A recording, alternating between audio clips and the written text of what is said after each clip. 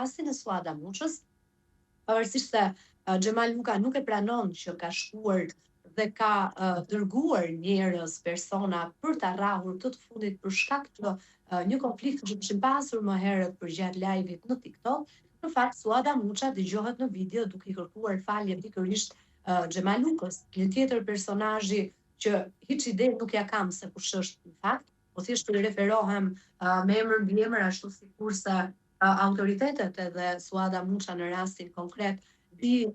referohej, kështu që për sa kohë ajo i kërkon falje këtij të fundit dhe ky e mohon, ajo personat që i kanë shkuar edhe mund t'i ketë njohur dhe personat që i kanë shkuar për ta goditur më rënda është